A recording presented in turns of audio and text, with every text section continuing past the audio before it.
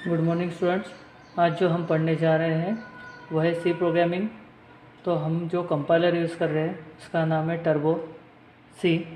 तो जैसे हम यहाँ पे टर्बो सी प्लस प्लस का सॉफ्टवेयर यूज़ कर रहे हैं, जो कि आपका जो आप प्रोग्राम लिखोगे उसके अंदर ही लिखोगे, उसके बाद फिर उसको कंपाइल करोगे, उसके बाद फिर उसको एग्जीक्यूट करेंगे। तो कंपाइल मीन्स होता है जो भी एरर आते हैं वो पहले शो करेगा, यदि एरर नहीं है तो वो आपका रन करने के लिए तैयार हो जाएगा प्रोग्राम। इस प्रकार से ये प्रोसेस होती है। तो पहले राइट करना है प्रोग्राम को, उसके बाद कंपाइल करना है, उसके बाद फिर रन करना है।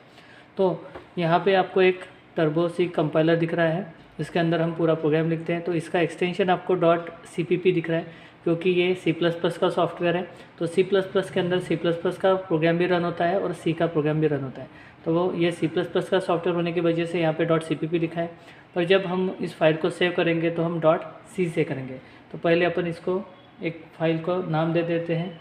तो मुझे यूज़ करना है Alt+F में जाना है और यहाँ पे सेव पे क्लिक करना है। यहाँ पे दिख रहा है आपको सेव का ऑप्शन, या तो फिर F2 प्रेस करो फंक्शनल कीज़ तो भी होगा। सेव पे क्लिक करते हो तो यहाँ पे .cpp है, तो मुझे यहाँ पे .c रखना है। तो जो डायरेक्टरी होती है C ड्राइव पे TC नाम का एक फ़ोल्डर है, उसके अंदर बीन नाम का एक फ़ोल्डर है, उसके अंदर फिर ये फाइल सेव होती है। तो हम यहाँ पर नाम चेंज कर रहे हैं। मैं यहाँ दिखा रहा हूँ माई फर्स्ट। तो माई फर्स्ट नाम से मैं एक प्रोग्राम सेव कर रहा हूँ। यहाँ पे .c का एक्सटेंशन दिया है। मैं अभी ये ओके करता हूँ, एंटर करता हूँ। तो ये बोल रहा है ओवरराइट एग्जिस्टिंग फाइल, यानी ये पहले से एक फ़ाइल माई फर्स्ट .c के नाम से बनी हुई है, तो उसी को अपन ओवरराइट करेंगे। तो मैंने एस पे क्लिक कर दिया तो ये ओवरराइट हो गया। अभी ये पूरा ब्लैंक है। अभी इसमें हम फर्स्ट प्रोग्राम लिखेंगे। तो लिखने के पहले हमको यहाँ पे एक हैश नाम का एक सिंबल होता है, उसके बाद हैश इंक्लूड, यहाँ पे हम लिखेंगे stdio.h। .h मीन्स होता है हेडर फाइल। फिर वैसे ही सेकंड फाइल है hash include conio.h, second file. उसके बाद हम लिखेंगे void main, ये एक फंक्शन होता है। करली ब्रेस ओपन करने के बाद इसके अंदर और स्टेटमेंट लिखेंगे। तो इसमें हम clr scr clear the screen के लिए यूज़ करेंगे। उसके बाद एक सिंपल प्रिंट मैसेज देंगे printf। तो यहाँ पे हम हेलो वर्ड लिख रहे हैं, हेलो, ये एक हम सेंटेंस दे रहे हैं। उसके बाद गेट ch नाम का एक फंक्शन है, हम तो यहाँ पे यूज़ कर रहे हैं। उसके बाद इसको क्लोज कर रहे हैं। तो ये हमारा बन गया एक सिंपल सी प्रोग्राम, जिसके अंदर जो भी चीज़ें लिखी है तो अभी मैं वो एक्सप्लेन करने जा रहा हूँ। तो यहाँ पे एक फर्स्ट जो लाइन है उसको वहाँ पे एक हैश का सिंबल है। उसके बाद इंक्लूड, ये एक वर्ड है, ठीक है, तो इसको हम कीवर्ड बोल सकते हैं। उसके बाद stdr.h जो होता है एक हेडर फाइल होती है, इसको हम बोलते हैं standard input output header file. जैसे जो भी हमने printf scanf वो भी यूज़ किया है, तो वो जो फंक्शन है तो हर एक फंक्शन का कुछ ना कुछ काम होता है।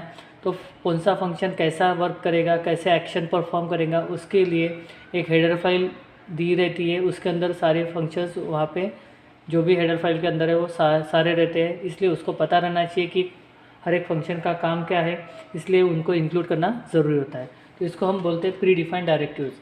तो यदि आपको वो एग्जीक्यूशन में नहीं लेना है स्टेटमेंट, तो आप यहाँ पर सिंगल डबल लाइन ड्रॉ कर सकते हो, बैकस्लैश, इसको अपन प्री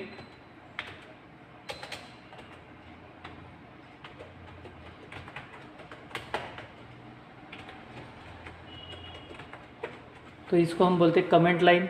कमेंट कभी भी एग्जीक्यूशन में नहीं आता है, सिर्फ वो आपको दिखता है कि ये कमेंट है करके। जैसे हम नोट लिखते हैं वैसे ही हम यहाँ पे लिखते हैं। तो डबल स्लैश आप यूज़ करोगे यहाँ पे। उसके बाद फिर से ये भी वही है, pre defined directives.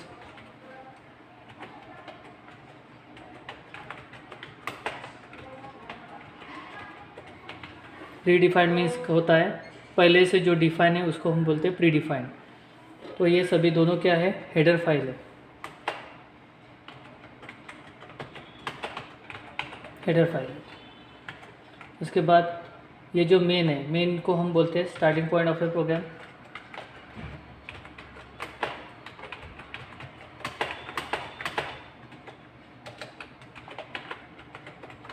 Starting point of a program, यानी कोई भी सी का प्रोग्राम आप यदि स्टार्ट करते हो तो उसके सामने वो उसके जो स्टार्टिंग पॉइंट होता है वो मेन होता है। तो मेन एक फंक्शन है जिसके अंदर हम पूरा कोड लिखते हैं।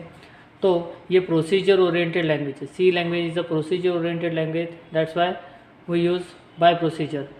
वो एग्जीक्यूट हम बाय प्रोसीजर से ही चलते हैं।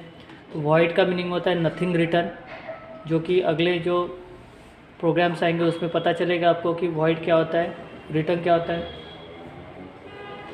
उसके बाद जब मेन फंक्शन हम स्टार्ट करते हैं तो कर्ली ब्रेस से हम स्टार्ट करते हैं। उसके बाद CLR SCR clear the screen होता है। तो ये जो फंक्शन होता है, कोई भी जो आउटपुट स्क्रीन है यदि उस पर कुछ आपको पहले दिख रहा है और अभी नहीं दिखना चाहिए, तो जो भी है तो वो स्क्रीन क्लियर करने के लिए हम ये इसको यूज़ करते हैं। तो उसको क्लियर द स्क्रीन या तो फिर क्लियर द आउटपुट स्क्रीन आप बोल सकते हो, यानी प्रीवियस आउटपुट आपको यहाँ पे शो नहीं होना चाहिए, इसलिए हमको वो जो फंक्शन है उसका यूज़ करना पड़ता है। तो वो जो आउटपुट स्क्रीन है वो क्लियर कर देता है और जो मेरा करंट आउटपुट है वही वहाँ पे शो होता है। उसके बाद जैसे यहाँ पे एक स्टेटमेंट लिखा है printf, तो उसका यूज़ होता है टू प्रिंट अ मैसेज।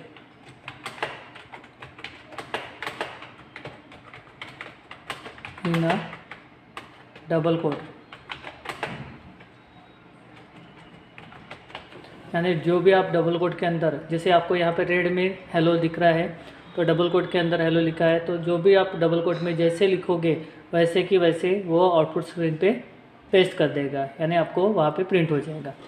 इसलिए रहता है प्रिंटफ स्टेटमेंट। जैसे अपन प्रिंटर में प्रिंट की कमांड देते हैं तो प्रिंट निकलती है, वैसे यहाँ पे भी होता है। उसके बाद एक गेट ch नाम का एक फंक्शन है to hold the output screen. To hold output screen यानी जब आप इसको रन करते हो तो स्क्रीन पे आपका आउटपुट शो होना चाहिए, वो ब्लिंक करके छोड़ना नहीं चाहिए, इसलिए हमें यहाँ पे गेट ch लिखना ज़रूरी है। नहीं लिखते हो तो वो क्या करेगा, आउटपुट तो शो करेगा पर विद इन सेकंड में या विद इन नैनो सेकंड में वो ब्लिंक करके अपने वापस एक्चुअल स्क्रीन पे रिटर्न आ जाएगा। तो आपको जो आउटपुट है वो शो नहीं होगा, इसलिए जो आउटपुट है उसको होल्ड करने के लिए अपन यहाँ पे गेट ch फंक्शन लिखते हैं। उसके बाद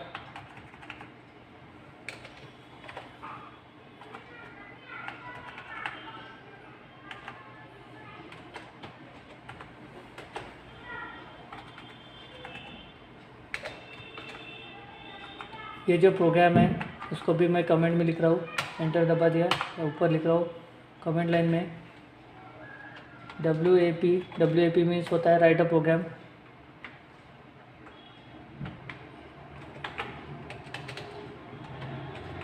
to print a hello message.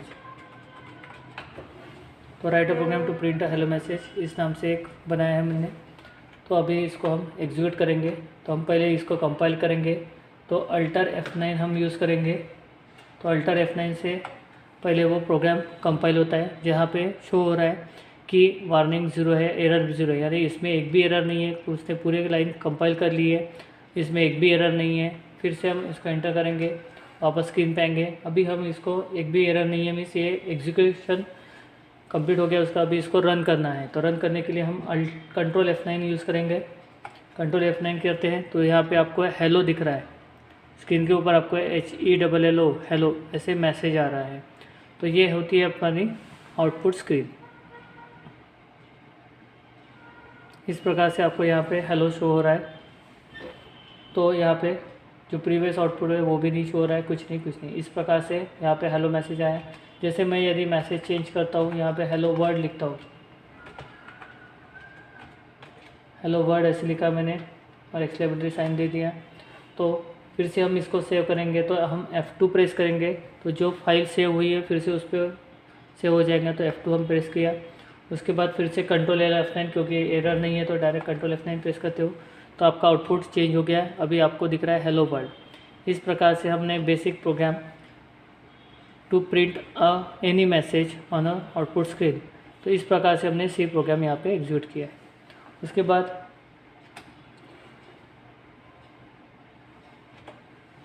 अभी यदि हम दूसरा प्रोग्राम लिखते हैं, जैसे कोई एडिशन करना है, कोई प्रोग्राम में एडिशन परफॉर्म करना है तो वो कैसे करेंगे। तो उसके लिए हम नई फाइल ओपन करेंगे।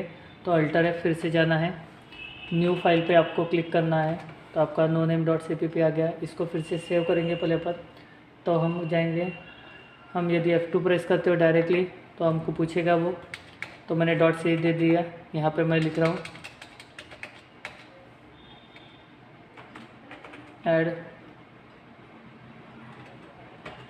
ऐड टू, यानी एडिशन ऑफ 2 नंबर, इस नाम से मैं उसको सेव कर रहा हूँ। तो ये हो गया सेव। तो ऐड टू नाम .c आ गया। अभी फिर से हम यहाँ पे हैश लिखेंगे।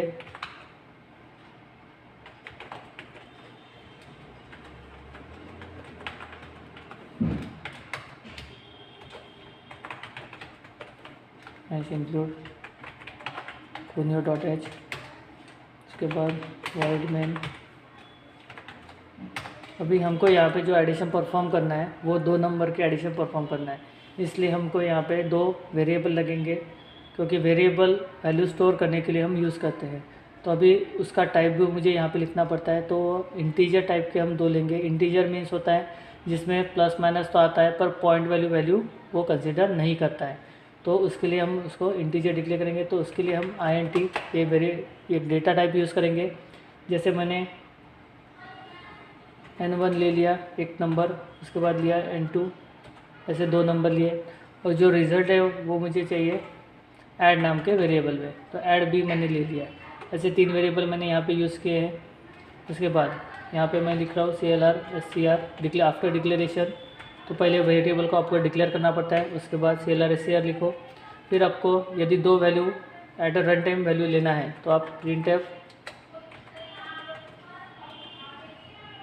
तो आप डायरेक्टली वैल्यू ले भी सकते हो, डायरेक्ट आउटपुट भी शो कर सकते हो, या तो फिर आपको यूज़र से वैल्यू लेना है। जैसे कोई भी सॉफ्टवेयर होता है तो उसमें क्या करते हैं अपन, जो यूज़र बोलता है वैसे अपन डेटा फिलअप करते हैं, उसके हिसाब से आउटपुट शो होता है। जैसे कैलकुलेटर में हम अपने हिसाब से वैल्यू डालते हैं तो उसके हिसाब से वो रिज़ल्ट शो करता है। वैसे ही यदि प्रोग्राम आपको सी में करना है तो कैसे किया जाता है वो यहाँ पे मैं बता रहा हूँ। तो printf में आपको लिखना है मैसेज, आप लिखोगे एंटर दी वैल्यू ऑफ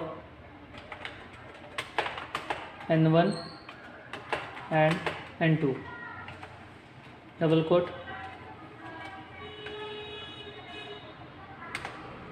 फिर scanf, इसमें हम %d 2 बार यूज़ करते हैं, डबल कोट में comma, % of n1 comma % of n2। उसके बाद मुझे रिज़ल्ट चाहिए तो मुझे ऐड नाम का वेरिएबल यूज़ करना है, इज इक्वल टू, अभी कंसिडर करो कि n1 और n2 में वैल्यू आई है तो n1 प्लस करेंगे n2, फिर प्रिंट करना है ऐड की वैल्यू। यहाँ पे हम मैसेज देंगे addition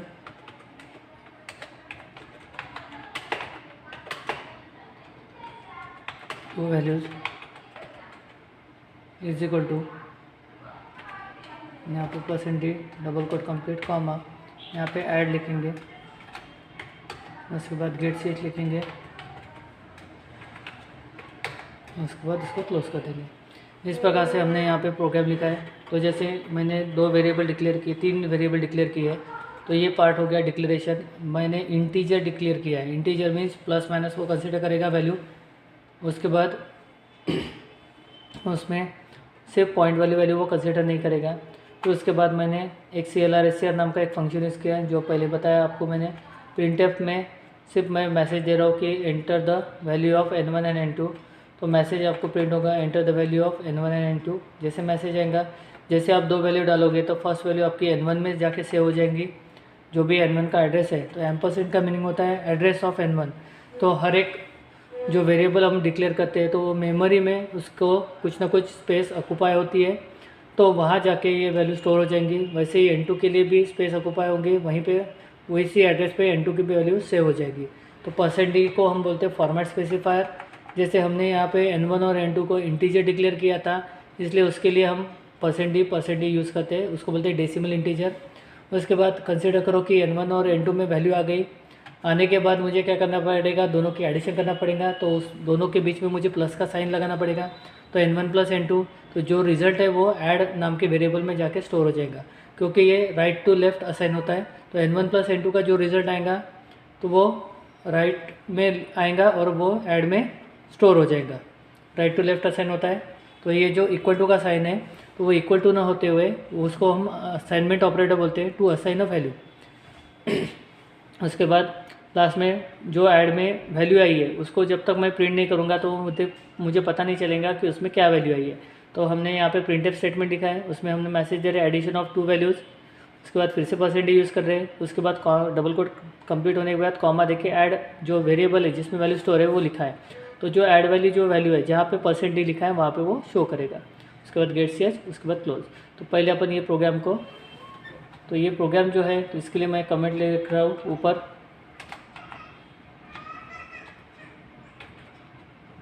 right a program to perform दी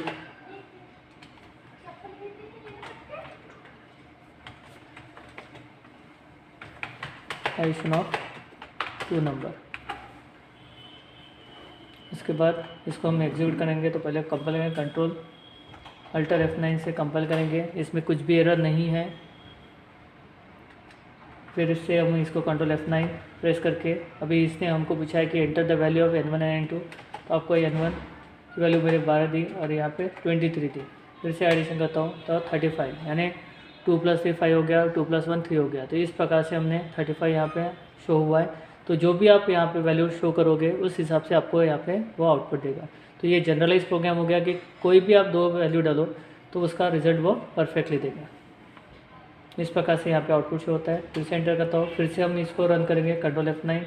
और यदि दूसरी वैल्यू देता हूँ 3 4 5 + 1 2 3, तो बराबर 468 मुझे आंसर दिया। 5 + 3 8, 4 + 2 6 और 3 + 1 4। इस प्रकार से उन्होंने यहाँ पे आउटपुट शो किया। इस प्रकार से हमको यहाँ पे प्रोग्राम लिखना है। इस प्रकार से हमको आज पता चला कि सी प्रोग्रामिंग का यूज़ किस लिए होता है और कैसे आउटपुट आपको यहाँ पे शो होता है और प्रोग्राम कैसे लिखना है। Thank you.